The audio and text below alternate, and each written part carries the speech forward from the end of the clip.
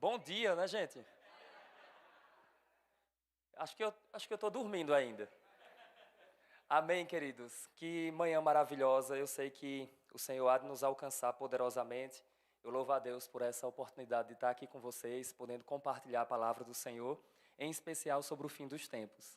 Nós sabemos que existe uma palavra vinda da parte do Senhor para nos alcançar. Amém? Então eu agradeço de antemão aos pastores, à liderança. Obrigado pelo convite. E eu creio que nós seremos ministrados pelo Senhor em nome de Jesus. Vamos orar. Senhor, eu quero te render graças. Obrigado pela tua santa palavra. Senhor, obrigado por ter enviado Jesus para morrer naquela cruz em nosso lugar. Obrigado, Senhor, pela pessoa do Espírito Santo, que é o nosso amigo fiel, aquele que nos regenerou. Obrigado pela esperança futura que esse mesmo Espírito alimenta dentro de nós, nos fazendo clamar, ora vem, Senhor Jesus. Obrigado, Senhor, porque a tua graça está sobre as nossas vidas e essa mesma graça vai nos preservar até o dia de Cristo. Eu te agradeço, Senhor, por tão grande salvação, em nome de Jesus. Amém. Glória a Deus. Deus é bom, queridos. O tempo todo, o Senhor é bom. Antes de iniciar aqui, queridos, falando sobre algum tema da escatologia, vamos falar sobre a vida após a morte.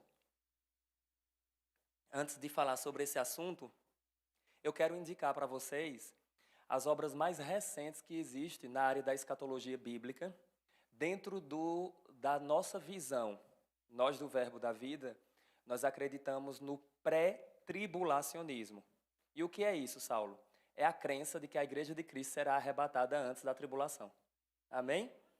Nós não cremos no mid-tribulacionismo, que diz que a igreja vai passar pela metade, nem tampouco cremos no pós-tribulacionismo, que diz que a igreja vai passar por toda a tribulação. Nós cremos que Cristo morreu por nós naquela cruz para nos livrar da ira vindoura. Portanto, nós não experimentaremos o juízo de Deus que será derramado sobre os homens no fim dos tempos, pois nós somos o corpo de Cristo e Cristo não derramaria o seu juízo sobre o seu próprio corpo. Amém? Então, as obras mais recentes e mais atuais, né, que tem sobre o assunto, dentro do pré-tribulacionismo, tem uma editora Chamada da Meia-Noite, né, que ela publicou essa obra com os grandes, cerca de 20 escatologistas, os maiores escatologistas do mundo. Eles publicaram essa obra chamada Esclarecendo a Controvérsia sobre Tempos Finais, quando a trombeta soar. Esse livro aqui é espetacular. Simplesmente espetacular. Amém? Quando a trombeta soar, esclarecendo controvérsias sobre o fim dos tempos. Temos também, queridos, esse outro livro aqui, que é um novo manual de escatologia publicado aqui no Brasil, pela Chamada da Meia-Noite também. O nome do livro é Manual de Escatologia da Chamada. Existe um manual do Dwight Pentecostes, que nós já indicamos, e tem também nas livrarias do Verbo da Vida, no Verbo Shopping. Mas essa aqui é uma obra mais atual. Amém? Então é sempre bom a gente estar continuando. Escatologia, queridos, é igual direito, é igual medicina. Você não para de estudar, você continua a vida toda. Amém? Aleluia, glória a Deus. Então você tem aqui Manual de Escatologia da Chamada da Meia-Noite. E por fim, nós temos aqui também da editora Vida o livro Todas as Profecias da Bíblia. Esse livro também eu já verifiquei lá na sede, que existe lá também esse livro. Eu não sei se tem aqui com vocês, mas lá na sede tem esse livro também, Todas as Profecias da Bíblia. O que é que ele vai fazer? Analisar todas as profecias da Bíblia. De Gênesis a Apocalipse, onde tem profecia, o John Walvoord vai analisar e é espetacular. Amém? Então, por favor, alguém pode pegar esses livros aqui só para facilitar aqui para mim? Glória a Deus. Obrigado. São manuais, queridos. Essa é para você estudar mesmo até Jesus voltar. Amém? Glória a Deus. Tem também, queridos, os livros deste vaso magro que vos fala. Eu tenho ensinado e tenho me dedicado ao estudo de profecias há mais de 15 anos, queridos. Isso tem me feito perceber algumas necessidades nas igrejas, da Igreja de Cristo no geral, não tanto na escatologia em si, mas na transmissão, na maneira que se transmite a escatologia. Infelizmente, muitos líderes nos assustaram com a escatologia, transmitindo uma escatologia de filme de terror. ou transmitindo algo teórico que não tem praticidade nas nossas vidas. E durante esses anos eu não apenas adquiri conhecimento, mas eu também passei a investir na praticidade. O que é que essa mensagem ela deve ter como efeito, deve resultar nas nossas vidas. E aí eu apresento algumas verdades que são transformadoras. Então eu tenho 2 livros publicados sobre o assunto, estou escrevendo um terceiro, mas esse terceiro livro é sobre Cristologia, que é o estudo da pessoa e obra do Senhor Jesus Cristo. Amém? Então, eu tenho Surpreendidos pela Eternidade, que é uma obra que abrange a escatologia do início ao fim. E eu tenho um chamado Apocalipse de Cristo às 7 igrejas, que eu falo sobre a mensagem de Cristo às 7 igrejas do Apocalipse. Então, lembra que Cristo falou para Éfeso, Esmirna, Pérgamo, Tiatira, Sardes, Filadélfia e Laodiceia? Nós somos da palavra da fé, amém? Diga, Deus é bom. Mas você já, sabendo que Deus é bom, já teve que ler Apocalipse capítulo 2, verso 18 ao 29, e viu Cristo dizendo para a igreja de Tiatira, matarei seus filhos, colocarei de cama e todas as igrejas saberão que eu sou aquele que sonda mentes e corações. Novo Testamento, o próprio Jesus falando, como resolver isso? Compra o livro. Gostou aí da propaganda? Amém, diga Deus é bom. Aleluia, glória a Deus. Então, vamos começar falando do nosso tema proposto para essa manhã. Glória a Deus. Você pode apresentar, por favor, o slide? Aleluia. Algumas questões de definição eu quero mostrar aqui para você. Pode passar o próximo. Escatologia bíblica. Introdução à escatologia. Queridos, esse texto de Apocalipse capítulo 22, verso 12, lá é dito, queridos, que Jesus fala assim, ó, eis que cedo venho. E comigo eu trago a recompensa, o galardão, para dar a cada um segundo as suas obras. Diga comigo, ele vem em breve. E queridos, o que é interessante é que Cristo vem e ele traz algo. Ele traz a recompensa para dar a cada um. Isso quer dizer, queridos, que o Senhor está interessado naquilo que nós estamos fazendo, porque Ele quer nos recompensar. E isso se dará no dia do tribunal de Cristo, que são cenas dos próximos capítulos da novela Escatologia. Amém? Nós estamos em uma novela, não sei se você já viu, já teve o primeiro capítulo, esse é o segundo capítulo, vai ter um outro capítulo à noite e mais um outro capítulo depois, amém? Quem lembra aqui das novelas mexicanas do SBT? Tinha um Carlos Daniel, não era isso? Maria do Bairro, Dolores, Marimar. Quem não lembra da Usurpadora? Então, nós estamos em uma novela, que é a novela Escatologia, amém? Glória a Deus. Então, nós estamos aqui construindo algo e seremos edificados por isso. Glória a Deus. Vamos lá, vamos avançar. Olha essas definições que eu trouxe aqui, querido, só para você perceber. Olha só, algumas definições sobre escatologia. Escatologia é uma palavra que no grego se subdivide em 2 termos. O primeiro termo é o termo escatos, quer dizer último, fim ou final. E o segundo termo é logos, que quer dizer estudo, palavra ou dissertação. Essas 2 terminologias tem na Bíblia. Quem lembra que Jesus é o Logos? No princípio era o Verbo, o Logos. O Logos estava com Deus e o Logos era Deus.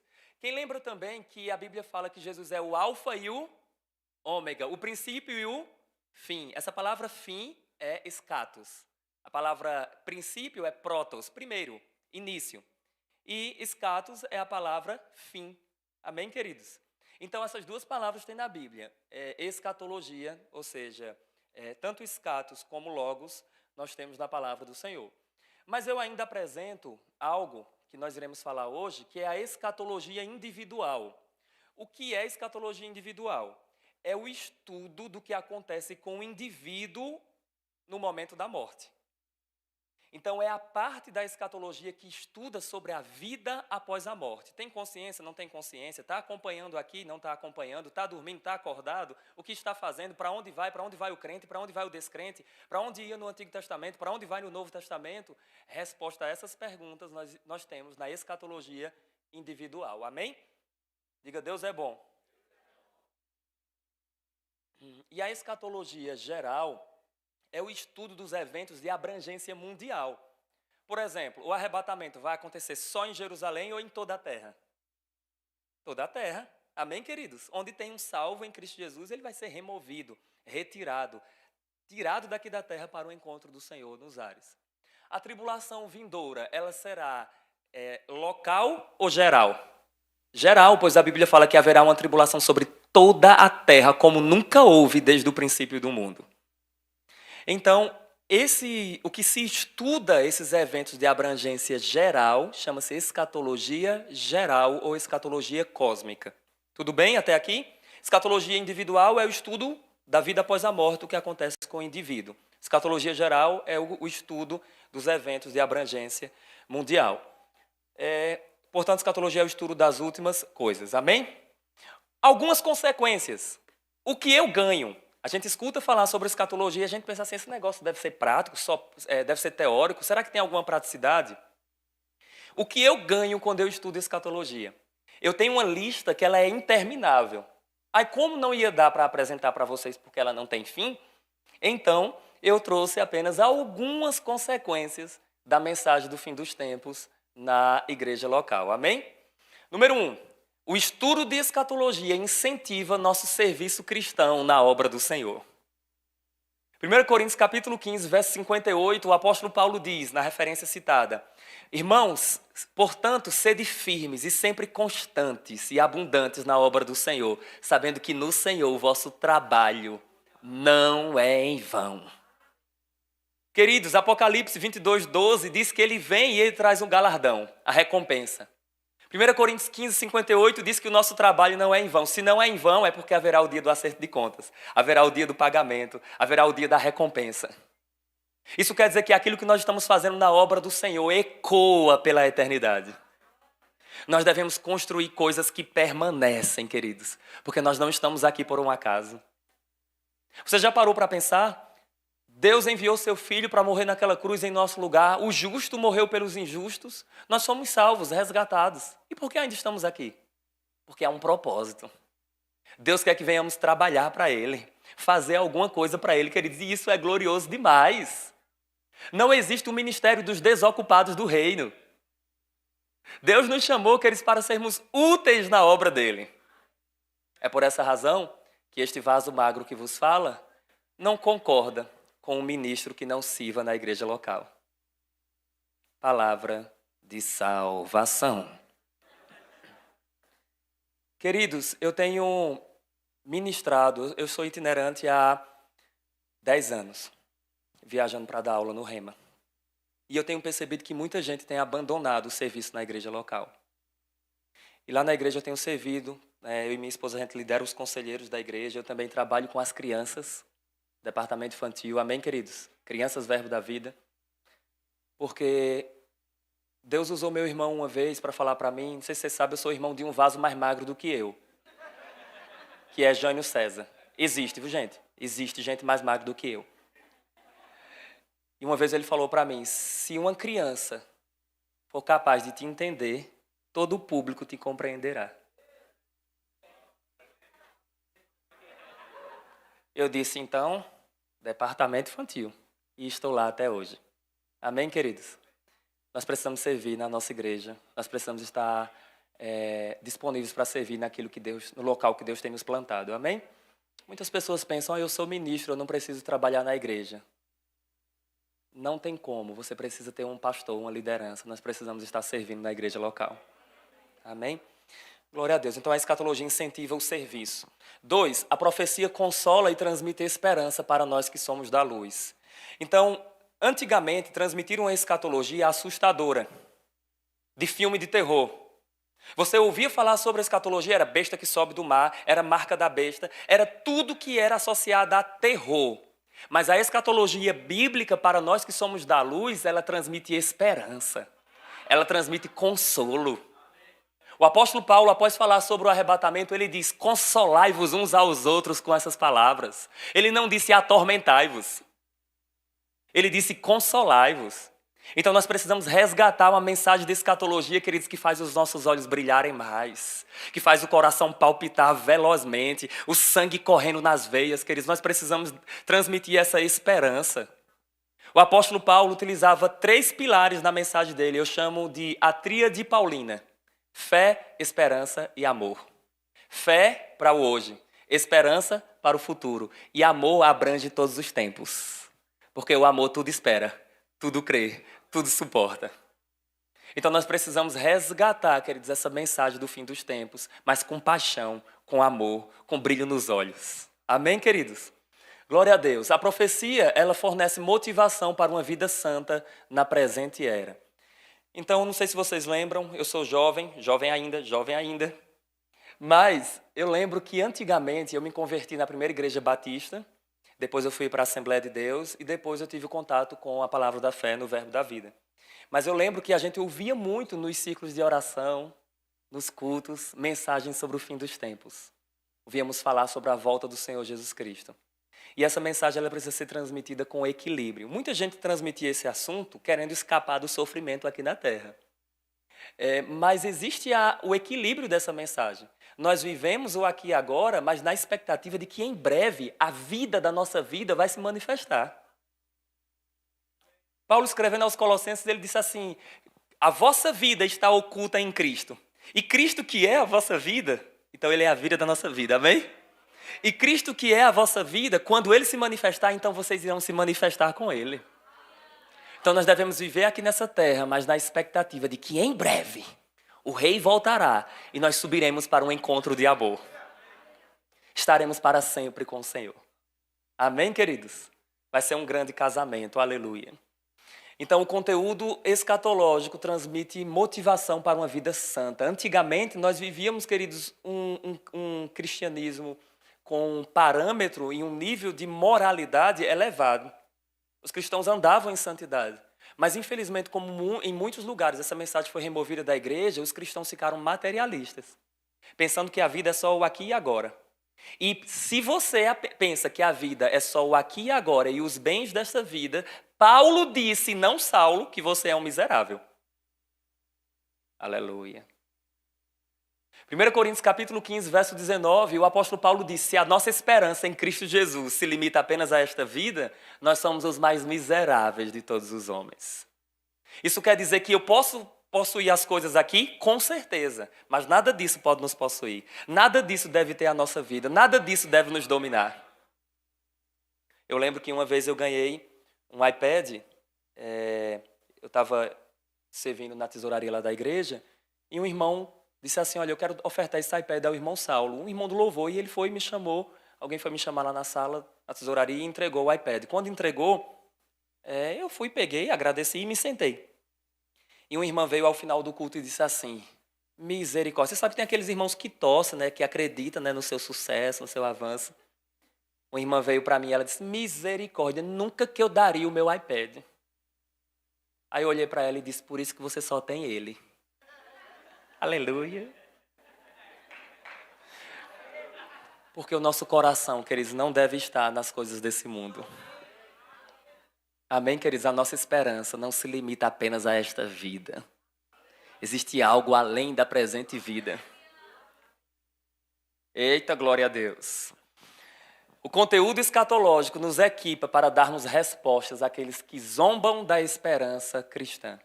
Então, Pedro utiliza a escatologia para responder aos zombadores.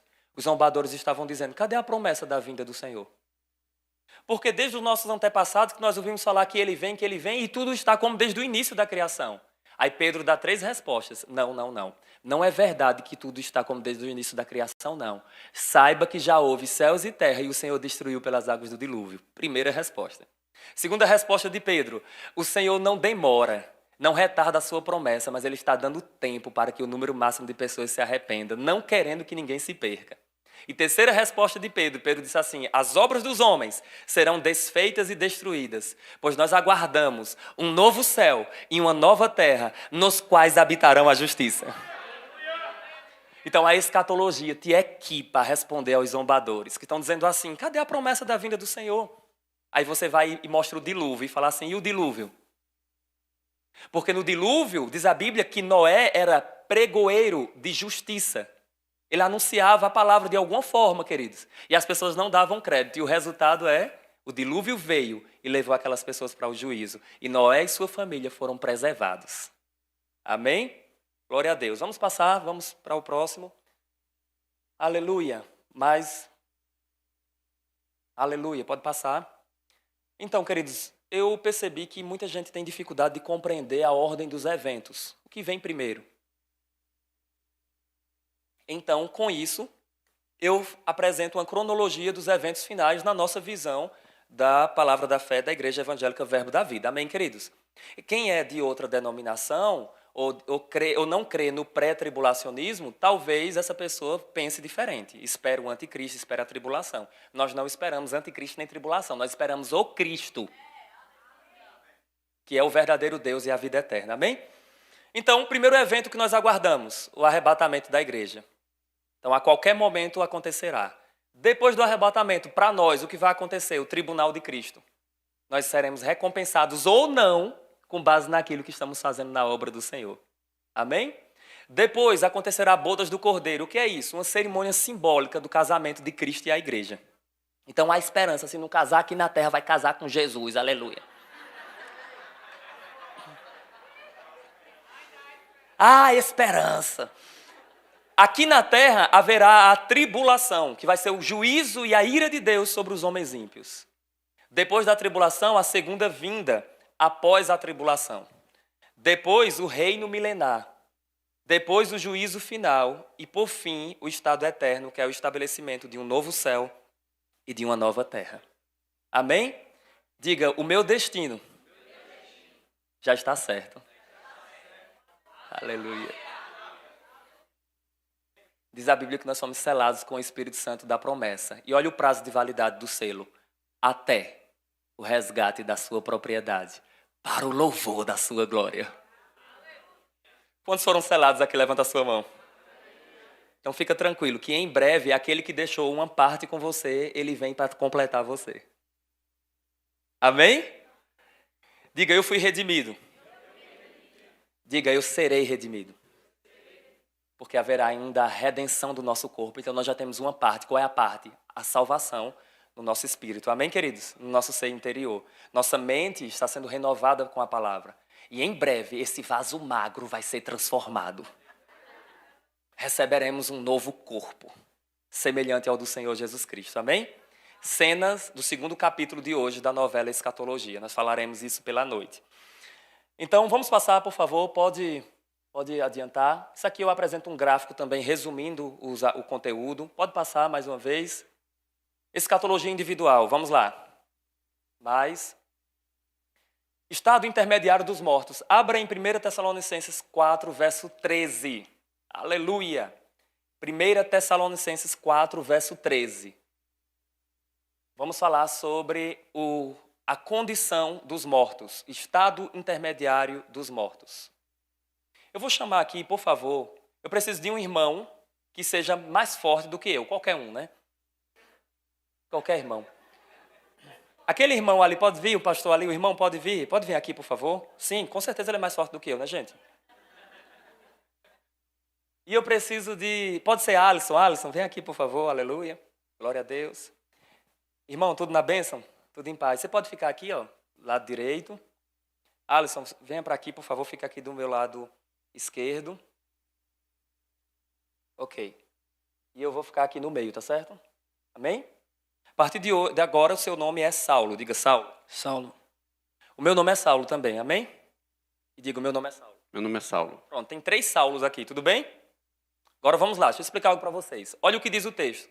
Não queremos, porém, irmãos, que sejais ignorantes com respeito aos que dormem ou já morreram.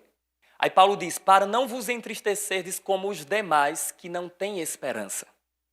Então Paulo fala que é vontade dele, e é vontade de Deus, porque é texto inspirado, que tenhamos conhecimento sobre a vida após a morte. E a razão é, para não vos entristecerdes como os demais que não têm esperança.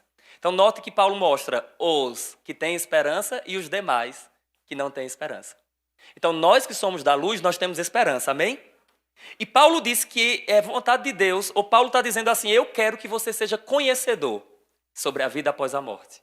E qual o resultado de eu ter conhecimento sobre a vida após a morte? Para não vos entristecerdes como os demais.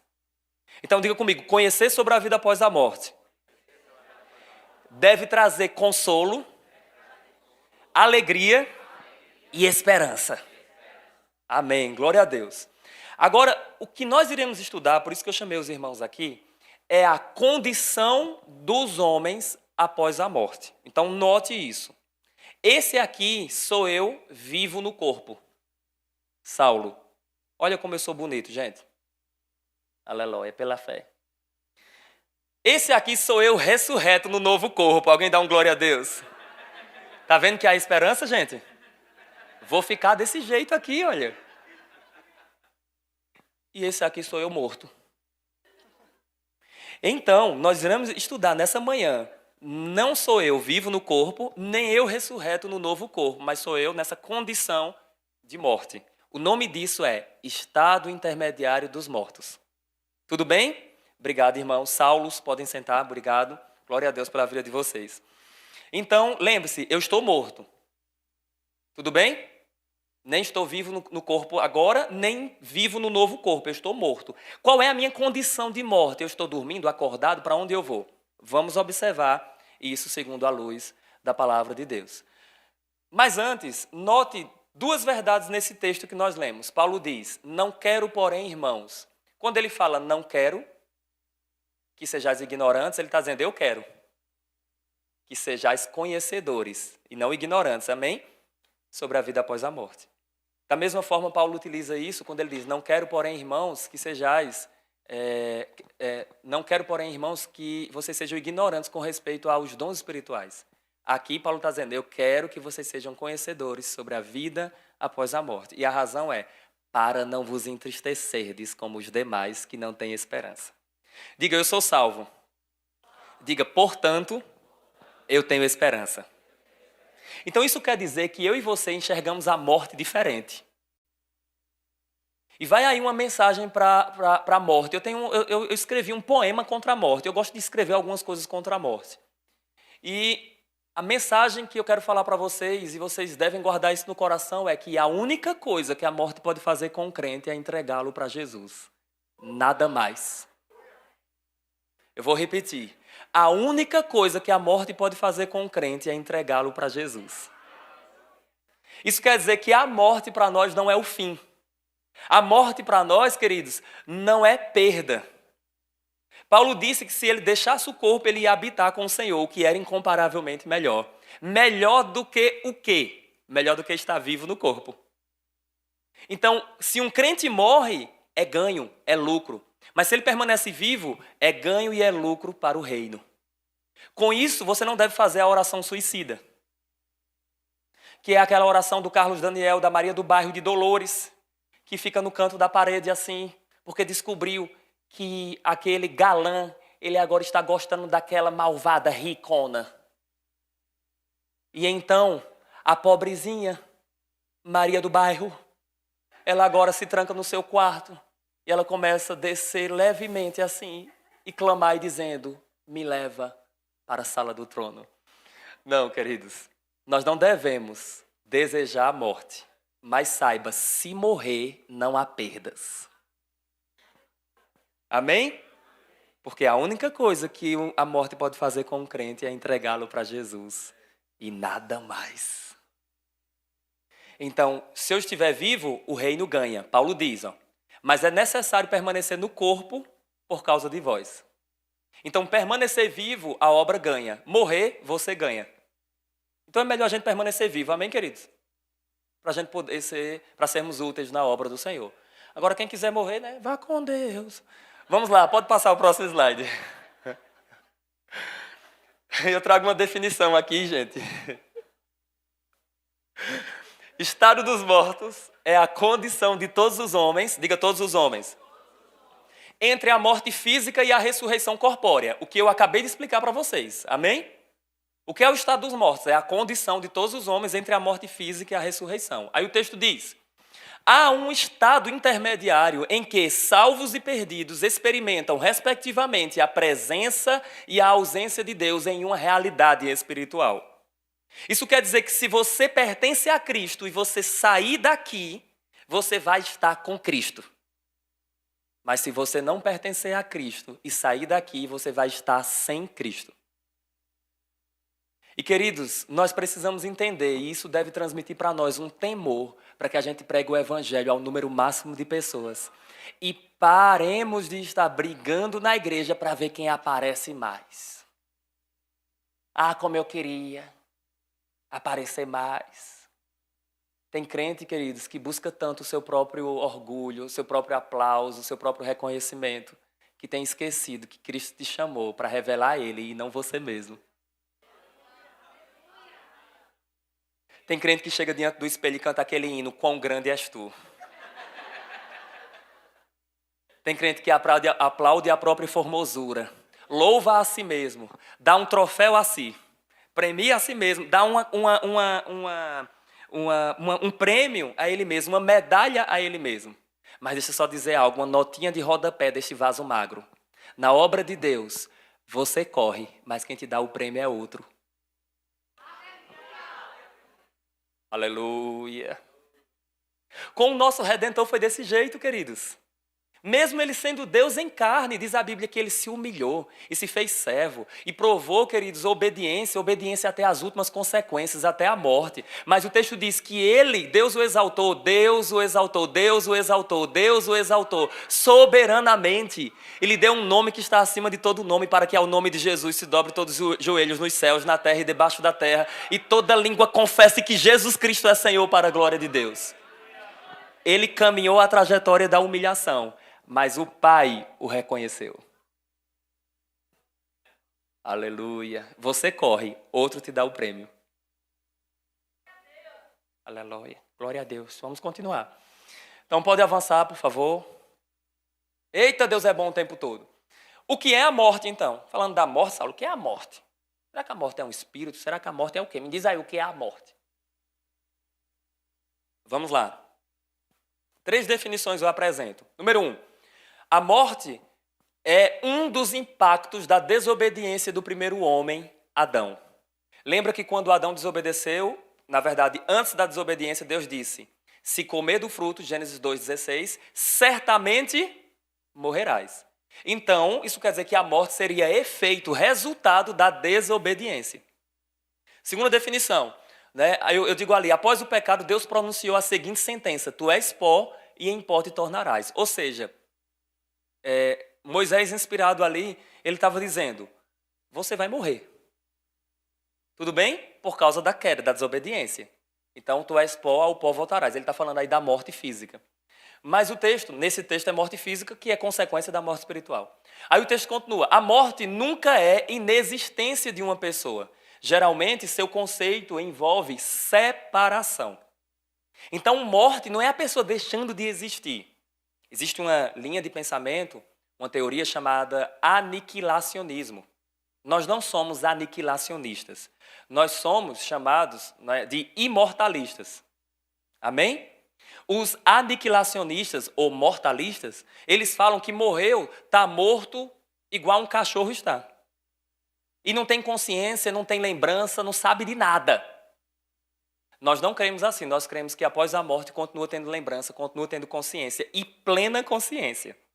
Até superior a daqui. Saulo, mostra isso na Bíblia. Calma que a gente vai chegar lá. Amém? Vamos avançar. Então, morte é isso, morte é separação. As 3 esferas da morte, podemos avançar. 3 esferas da morte. Eu chamo de esferas, queridos, e não tipo. Né? Você pode chamar, no Rema nós aprendemos 3 tipos de morte. Tudo bem? Porque eu entendo morte sendo uma única coisa, mas que tem esferas diferentes. Não há nenhum problema de você entender como tipo, porque vai resultar na mesma coisa. Amém?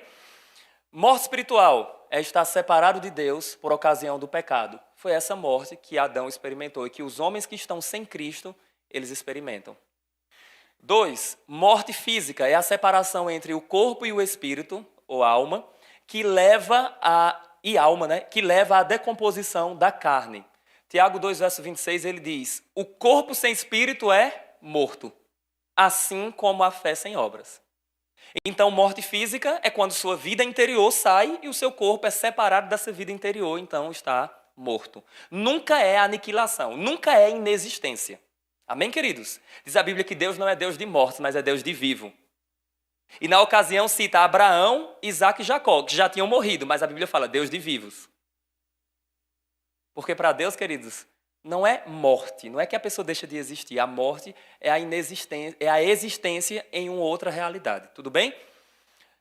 Olha aqui, morte eterna é a separação definitiva de Deus, também chamada de segunda morte, lago de fogo. É o destino final dos ímpios, quando no juízo final ressuscitarão e serão lançados no fogo eterno, onde sofrerão penalidade eterna, banidos da face do Senhor e do seu poder.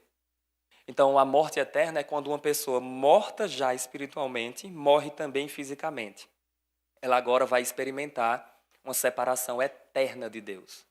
Ela vai para um lugar de tormento, sim, mas depois ela vai ressuscitar. Para ter uma segunda chance? Não.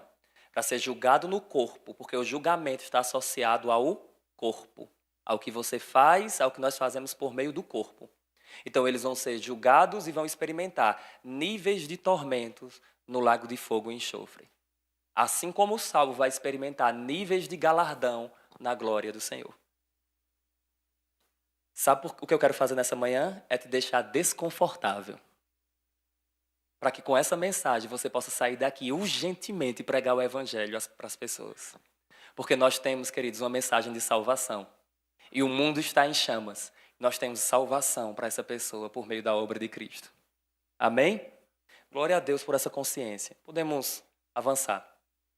Aleluia.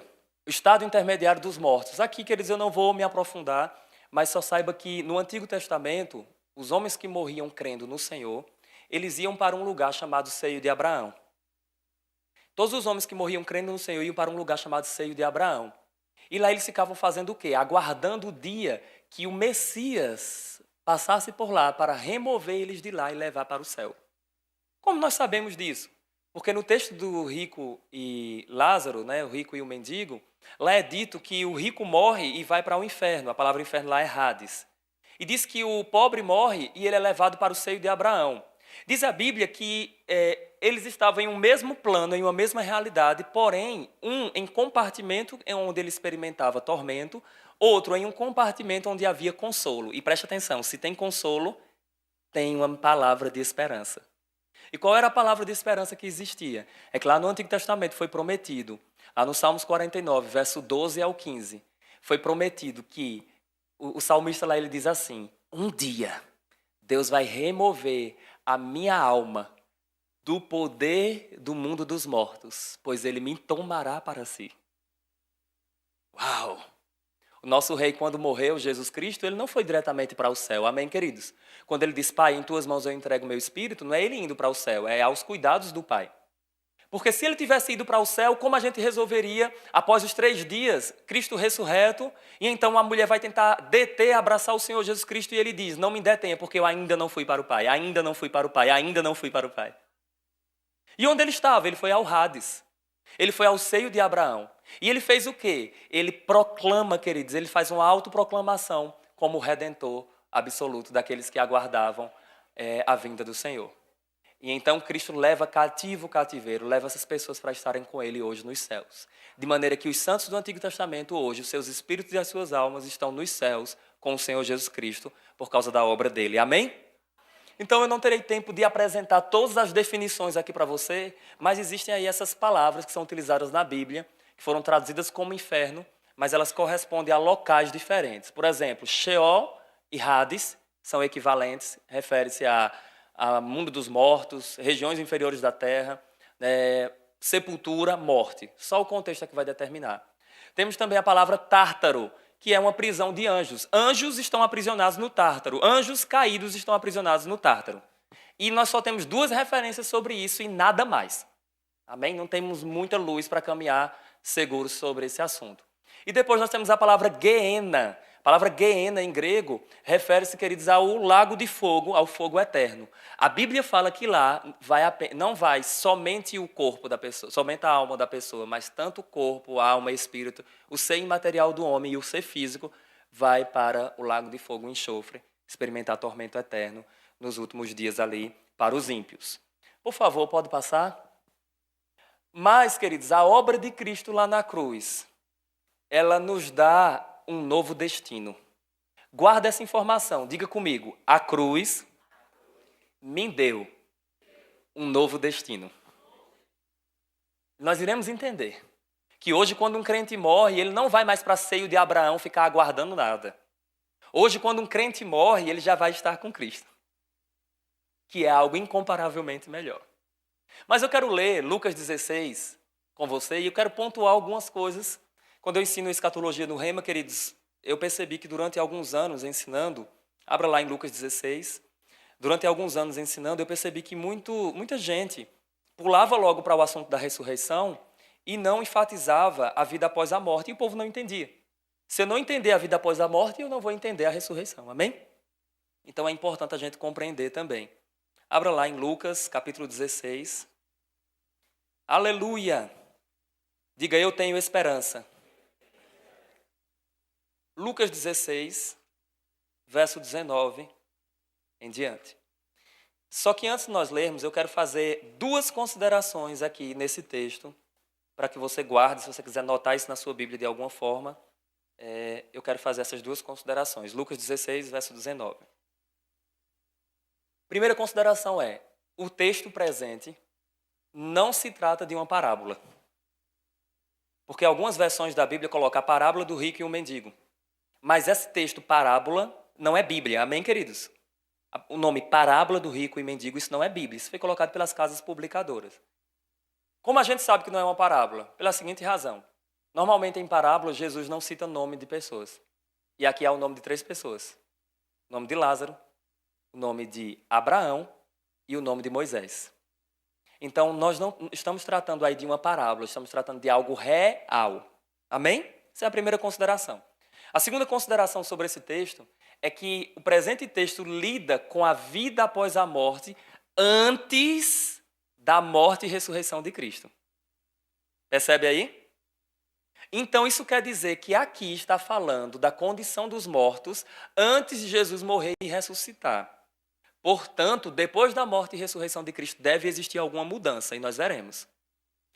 Por que eu estou falando isso? Porque muita gente pensa que quando um crente morre, ele ainda vai para o seio de Abraão. Mas nós veremos que a cruz nos deu um novo destino. Amém? As pessoas aqui iam para o seio de Abraão antes da obra de Cristo. Mas depois da obra de Cristo, não é mais assim. Amém, queridos? Então, guarda aí essas informações que você vai ver que isso vai nos ajudar bastante. Vamos ler o texto. Ora, havia certo homem rico que se vestia de púrpura e de linho finíssimo e que todos os dias se regalava esplendidamente. Havia também certo mendigo chamado Lázaro, coberto de chagas, que jazia à porta daquele. E desejava alimentar-se das migalhas que caíam da mesa do rico. Até os cães vinham lamber-lhe as úlceras. Lamber-lhe as úlceras. Verso 22. Aconteceu, morreu o mendigo. Diga comigo, o mendigo morreu. Aí o texto diz que ele foi levado pelos anjos para o seio de Abraão. O texto diz que morreu também o rico. Diga comigo, o rico morreu. Aí o texto diz que ele foi sepultado. Sepultamento é de corpo, amém? Você vai sepultar corpo. Hoje alguém já foi em um velório de um espírito? Uma alma estava lá. Não tem. Aí o texto continua. No inferno, quem tem a versão Hades? Se tem Hades, é uma boa tradução também. Amém?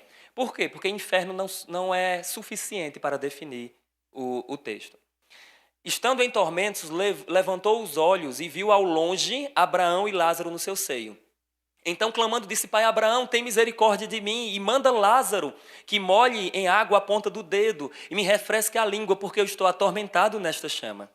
Disse, porém, Abraão: Filho, lembra-te de que recebeste os teus bens em tua vida e Lázaro igualmente os males. Porém, aqui ele está consolado e tu em tormentos. E além de tudo isso, está posto um grande abismo entre nós e vós. De sorte que os que querem passar daqui para vós outros não podem, então existiam mais pessoas, nem os de lá passar para nós, então existiam mais pessoas do outro lado também. Aí o texto diz: Então replicou: Pai, eu te imploro que o mandes à minha casa paterna, porque eu tenho 5 irmãos. Eu tenho 5 irmãos. Lembre-se, ele estava morto. E ele lembrou que tinha 5 irmãos. Pensei que quando eu morresse ia apagar a minha memória, eu não ia lembrar de nada. Ia chegar diante do Senhor e ia dizer: Quem sou eu? O Senhor: Saulo, eu quero te recompensar. Eu? Saulo, quem sou eu? De onde vim, para onde vou?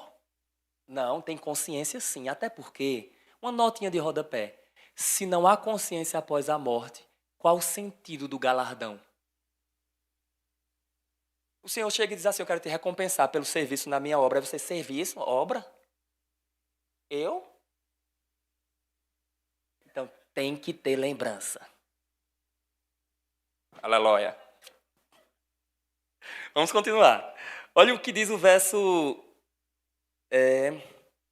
28. Porque eu tenho 5 irmãos para que lhes dê testemunho, a fim de não virem também para esse lugar de tormento. Então havia uma maneira de não ir para o lugar de tormento. Aí vai ser dito.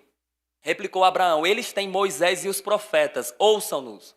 Ou seja, as escrituras do Antigo Testamento. Moisés e os profetas é símbolo das escrituras do Antigo Testamento, que apontavam para o Messias. Amém, queridos? De forma que, tanto no Antigo como no Novo Testamento, Cristo é o Senhor da salvação para todos os povos. Ah, Saulo, eu pensei que no Antigo Testamento a salvação era pelas obras da lei. 2 problemas com esse entendimento. E antes da lei? E o segundo problema é, Paulo diz que pelas obras ninguém será justificado diante de Deus. Aleluia. E agora, como é que resolve? A salvação no Antigo Testamento, eu brinco, dizendo que era como se fosse uma compra no cartão de crédito. Alguém já fez uma compra no cartão de crédito aqui? Você compra hoje, recebe hoje algo, mas só vai ser pago depois. Então, eles experimentavam algo de salvação, mas só seria pago depois, quando Cristo viesse. Por quê? Porque a promessa da vinda do Redentor foi feita não na lei, mas ainda no Éden. Vai vir o descendente da mulher que pisará na cabeça da serpente. Uau! De forma que Cristo é Senhor da salvação para todos os povos, amém? Em nenhum outro nome há salvação, senão em Cristo Jesus. Isso arrepia até os ossos, queridos. Aleluia. Tem base bíblica para mostrar que alguém no Antigo Testamento era salvo? Eu devolvo. Responda Salmo 51, quando Davi diz, Senhor, pequei contra ti pequei. Não retires de mim o teu Santo Espírito, nem a alegria da tua salvação. Palavra de salvação. Então, sim, eles eram salvos, mas ainda na esperança messiânica. Amém, queridos? E nós somos salvos por causa daquilo que Cristo já fez. Só que eles não iam para o céu, eles iam para o seio de Abraão. Aguardar o Messias passar por lá. O verso 30 diz, mas ele insistiu, não, pai Abraão, se alguém dentre os mortos for ter com eles, arrepender-se-ão. Abraão, porém, lhe respondeu, se não ouvem a Moisés e aos profetas, tampouco se deixarão persuadir, ainda que ressuscite alguém dentre os mortos. Abraão está dizendo assim, só há possibilidade de salvação enquanto vida. E é por meio das Escrituras. Porque Moisés e os profetas, símbolos de Cristo, aponta para Cristo, amém? Só para que você guarde essa informação, olha João capítulo 5. Logo mais a gente está caminhando, por favor, gente, eu vou concluir o assunto. Se eu passar um pouquinho, eu peço perdão já antecipado, amém? Só para a gente concluir. Olha, por favor, aí João capítulo 5. Aleluia, diga Deus é bom. Aleluia. João 5, verso 45 ao 47. Olha o que o nosso Redentor disse.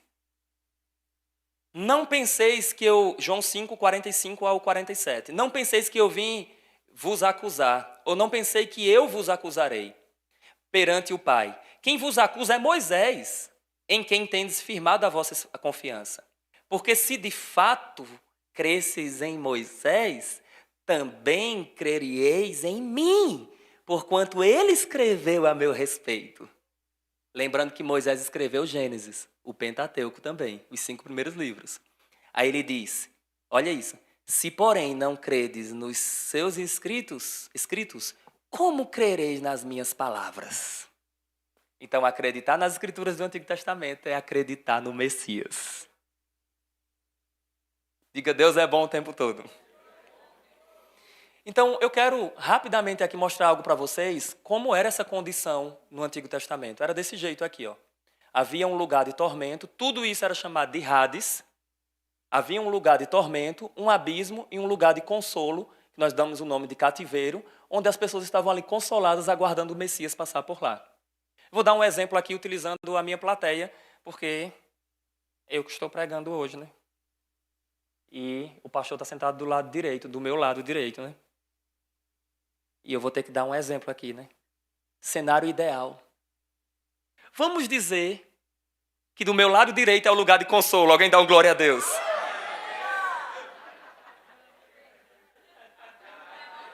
E do meu lado esquerdo é um lugar de tormento.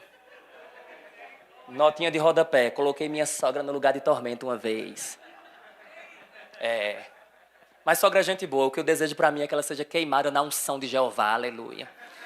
Então veja, havia um lugar de consolo, um lugar de tormento e um abismo. Amém? O texto diz que quem estava aqui não passava para lá, quem estava do outro lado não passava para o outro. Havia um abismo entre eles. Tudo isso era chamado de Hades. Porque se nós observarmos, nós estamos no mesmo local. Sim ou não? Mas não necessariamente no mesmo lugar. Nós estamos no mesmo local, mas em lugares diferentes. Então eles estavam no mesmo local, Hades, mas em compartimentos diferentes. O local que cada um estava ia determinar ou não se ele ia experimentar consolo ou tormento.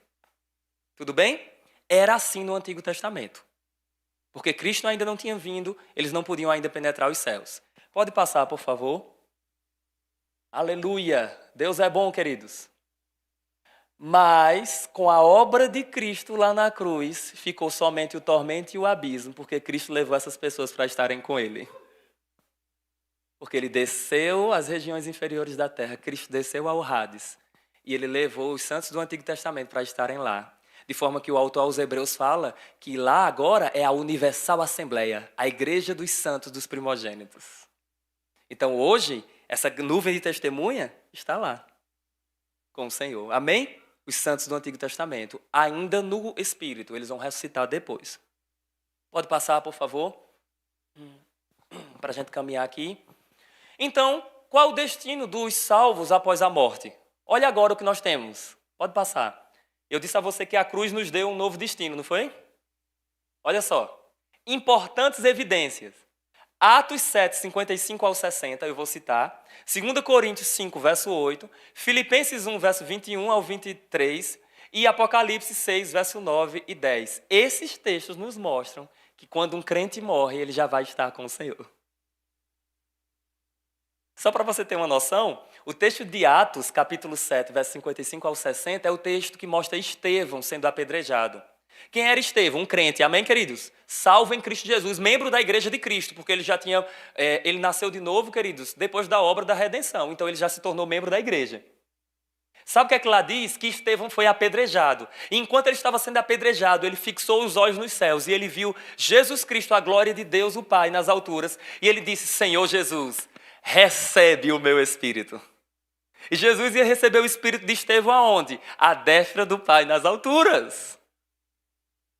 Uma outra referência bíblica, 2 Coríntios 5:8, Paulo diz: nós temos ardente expectativa, preferindo deixar o corpo para habitar com o Senhor. Filipenses capítulo 1, verso 21 ao 23, Paulo diz: eu estou constrangido, dividido, eu não sei o que é que eu faço, eu tenho pleno desejo de partir e estar com Cristo, que é incomparavelmente melhor, mas por vossa causa é mais necessário permanecer no corpo. Paulo disse: se eu partir, eu vou estar com Cristo. Ele não disse: se eu partir, eu vou para o Hades. Ele não disse: se eu partir, eu vou ficar na sepultura dormindo. Ele disse: se eu partir, eu vou estar com Cristo. Aí Paulo diz: isso é incomparavelmente melhor. Então, quando um crente morre, o corpo dele vai para a sepultura e vai ressuscitar depois, mas o espírito e a alma já vão habitar com o Senhor conscientemente. Aleluia. Vamos lá que eu já passei o meu tempo. Apocalipse 6, verso 9 e 10, lá é dito também que foi visto almas debaixo do altar daqueles que tinham sido mortos. Foram mortos e estavam lá debaixo do altar, tendo consciência e lembrança. Mas, Saulo, se eu vou ter lembrança, eu não vou me entristecer não com aquelas pessoas que não foram para lá. E agora, como responder essas questões? Tem gente que nem se entristece hoje, aí está preocupado com lá. Não tem compaixão hoje, aí está preocupado quando chegar lá. Misericórdia. A cruz nos deu um novo destino. Após a obra de Cristo, nós não iremos mais para o Hades. Após a obra de Cristo, nós não iremos mais para o seio de Abraão. Após a obra de Cristo, nós iremos estar com Cristo.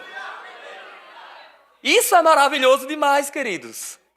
Eu preguei essa mensagem, queridos, por favor, entenda isso. Eu preguei essa mensagem lá em Alagoas. Eu estava ministrando esse assunto, queridos, e tinha uma esposa de um pastor lá sentada, uma senhora já. E ela disse assim, após a mensagem, ela veio chorando falar comigo, ela tinha perdido o pai dela, e ele era um pastor, e durante 20 anos da vida dela, ela aprendeu que morreu, está dormindo, não tem consciência e não sabe de nada. E ela aprendeu naquele dia que o pai dela já estava melhor do que ela, provando da glória do Senhor. E aquela mulher veio com os olhos cheios de lágrimas e ela disse assim, muito obrigado por essa mensagem libertadora, porque isso quer dizer que meu pai já está desfrutando de Cristo. E eu disse, sim, primeiro do que você. Amém, queridos? Então essa mensagem traz consolo para nós, aleluia. Meu Deus do céu, vamos lá, vamos avançar. Vamos avançar.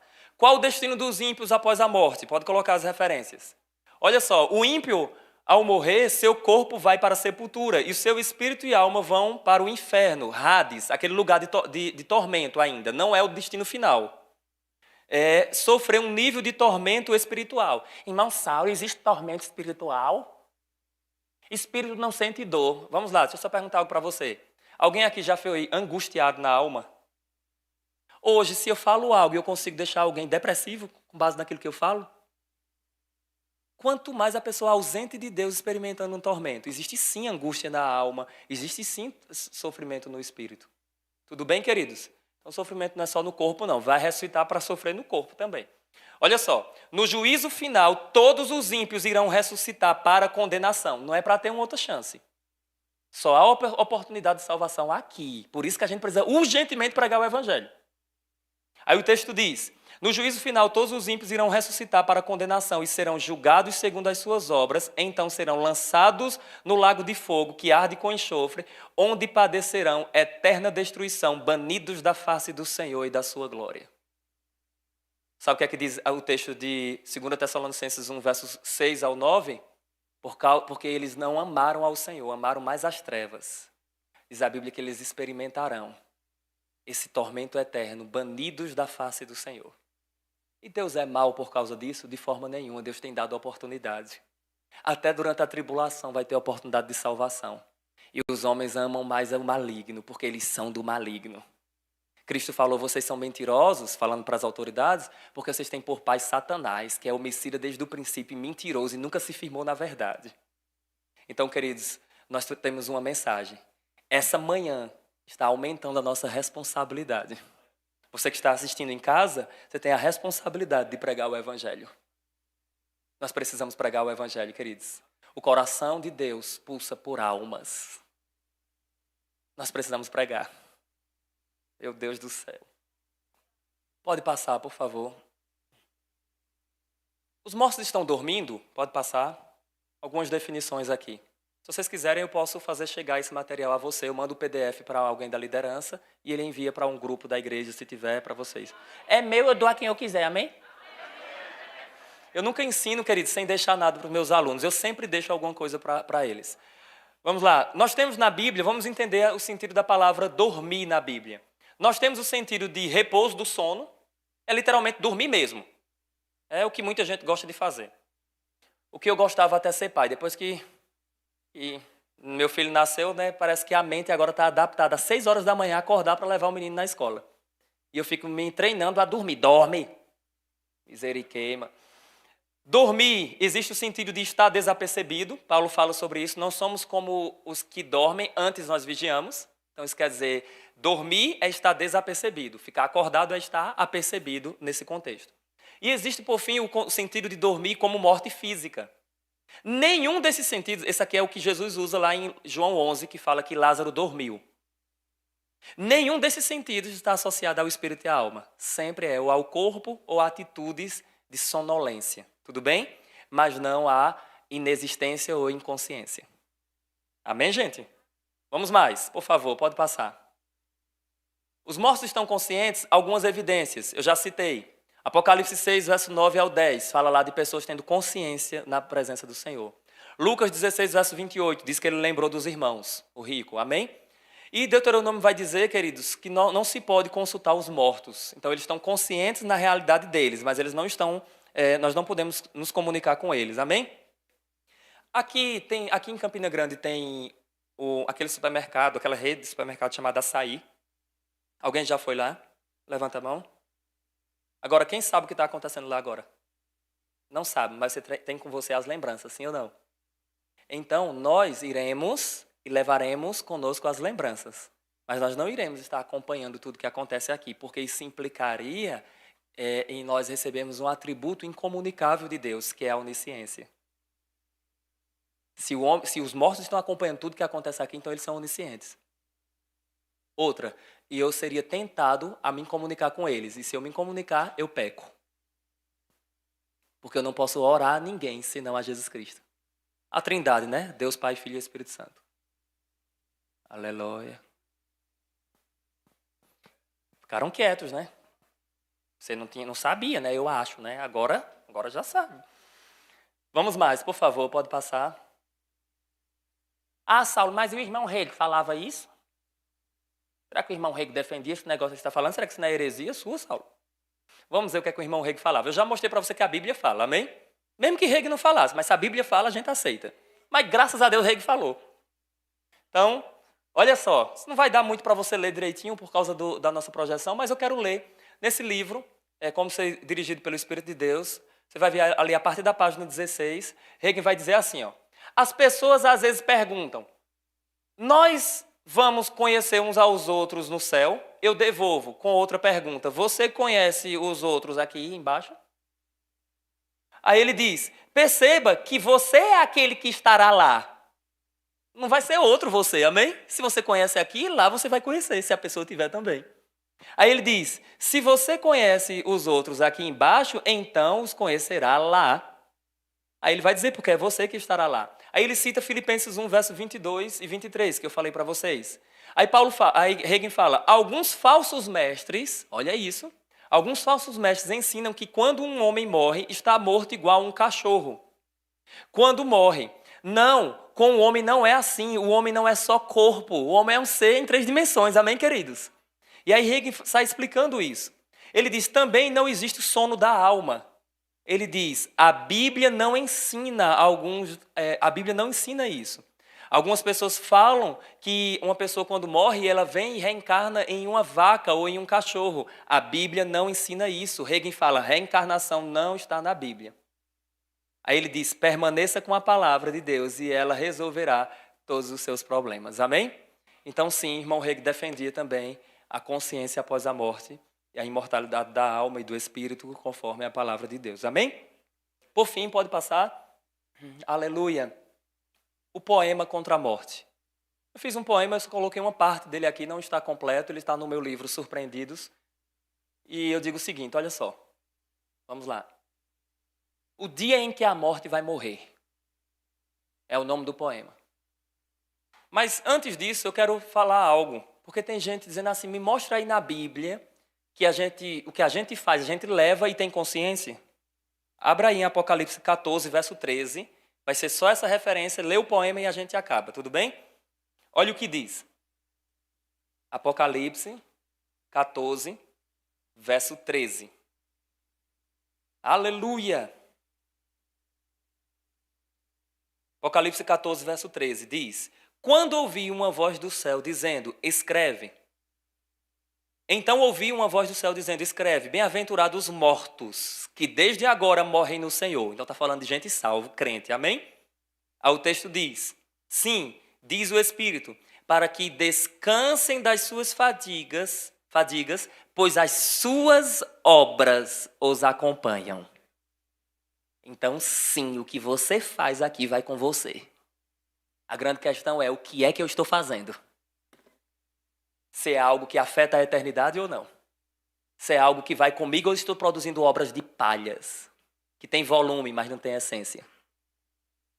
O Senhor nos chamou, queridos, para produzirmos obras de ouro, de prata e de pedras preciosas. Coisas que permanecem, amém? E aí, queridos, durante anos, estudando sobre isso nas noites, né, veio uma inspiração e eu fiz um poema contra a morte. E eu dei o nome de O Dia em que a Morte vai morrer. Eu digo, morte, és muito louca. Como fizeste isso? Como podes assinar a sentença da tua morte? Tu pensavas mesmo que tinhas dado fim àquele que disse, minha vida ninguém a rouba de mim, eu a dou e a trago de volta? Como louca caíste no encanto de matar. Morte, teu veneno te matará. De fato, zombarei de ti para sempre. Que ausência de inteligência foi essa? Aí eu digo, façamos assim, revelar-te-ei algo que já deves saber. Morrerás. Tenho que dar-te uma notícia. Não há arrependimento para ti. Eu sugiro, conforma-te e morra sem paz. Na verdade, naquele dia que pensaste ter matado o autor da vida, sim, naquele dia fostes condenado à pena de morte e agora estás caminhando nos frios corredores da tua própria morte. Podes pensar, eu ainda posso matar-te, seu zombador de morte. Então, eu vou responder, desculpa novamente a ironia, né? Mas sim, de fato você pode me matar. Mas saiba de uma coisa, você pode me colocar para dormir, mas em pouco tempo eu acordarei e não dormirei mais e zombarei de ti pelos séculos dos séculos. De fato, estás sem saída, ó morte. Morte, teus dias estão contados. Morte, tu morrerás. O apóstolo Paulo, obrigado, queridos, que Deus abençoe vocês. O apóstolo Paulo escrevendo sobre isso, ele disse... 1 Coríntios 15, verso 54 em diante, ele diz, quando este corpo mortal for revestido de imortalidade, quando este corpo corruptível for revestido de incorruptibilidade, então cumprir-se-á a palavra que está escrita, tragada será a morte pela vitória. Quantos têm a vitória dentro de si? Preste atenção, no dia do arrebatamento, queridos, no dia do arrebatamento, a vitória que está dentro vai engolir a morte que há fora. E então nós voaremos. Voaremos para um encontro de amor, um encontro de esperança. Diga, Maranata. Ora vem, Senhor Jesus. À noite, a gente ressuscita. Amém. Glória a Deus. Por favor, podem vir. Obrigado, queridos. E eu peço perdão por passar um pouco o horário. Amém? Glória a Deus pela vida de vocês. Aleluia. Eita glória.